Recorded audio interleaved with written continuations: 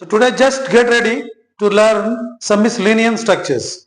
Today, tomorrow or maybe day after tomorrow, I'm going to give you some miscellaneous structures. It is a series and you all have to learn this series attentively. So hello everyone, how are you? This is Baljit Singh and I am in front of you with Baljit Sir English classes. So today I have brought for you some miscellaneous structures. Today I'll give you one, or tomorrow or day after tomorrow I'm going to give you some more miscellaneous structures. Among them, one of them is it is okay even if late. Look at the line. It's okay even if late. Plus, there will be four structures. Given plus, other word, I mean to say imperative. Imperative sentences. One is do plus V1 plus other word. Next one is don't plus V1 plus other word. Not to plus V1 plus other word. These four structures you all are familiar with, and in your previous classes you must have learned. So now I'm going to add these four structures with this line. So this line can be taken, or these structures can be taken as miscellaneous structures.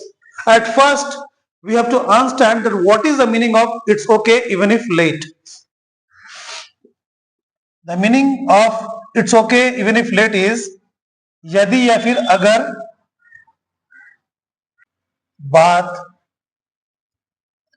नहीं.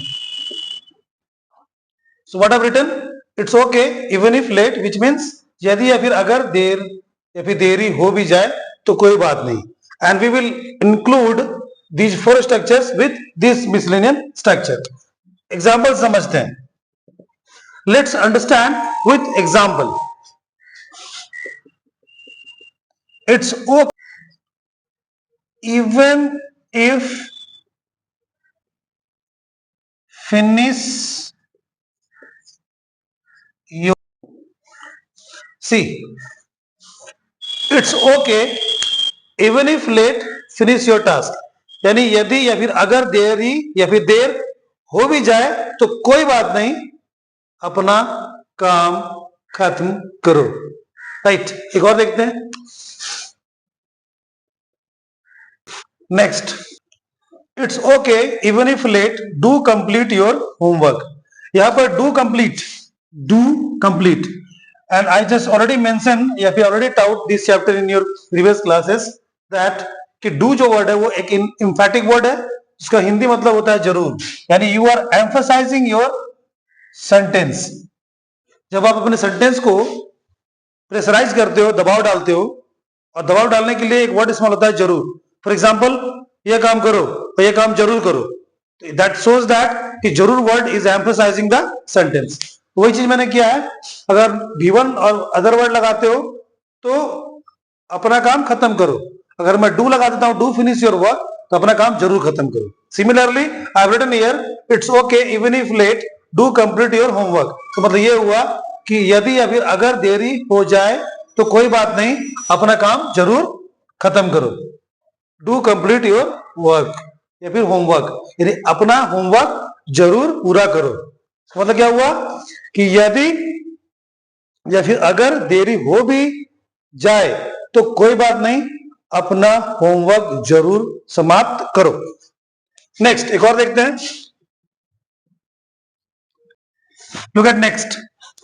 It's okay. Look at next. It's okay even if late.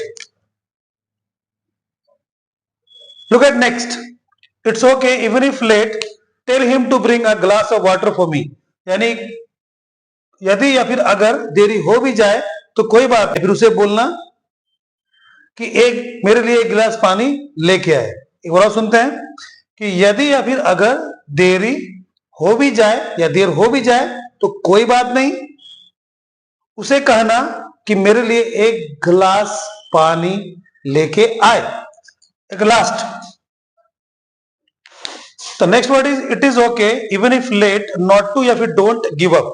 मतलब ये हुआ कि कोई बात नहीं, यानी अगर देरी हो भी जाती है या अगर देरी हो भी जाए, तो कोई बात नहीं, छोड़ना मत, गिव अप मत करना, त्याग मत देना। गिव अप करना मतलब अब नहीं होगा हमसे, सरेंडर कर दिया।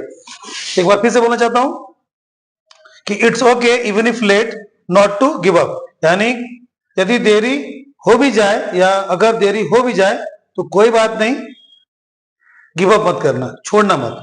Last but not the list, I would like to repeat all things once. It's okay even if late finish your task, यदि या फिर अगर देरी हो भी जाए कोई बात नहीं, अपना काम खत्म करो।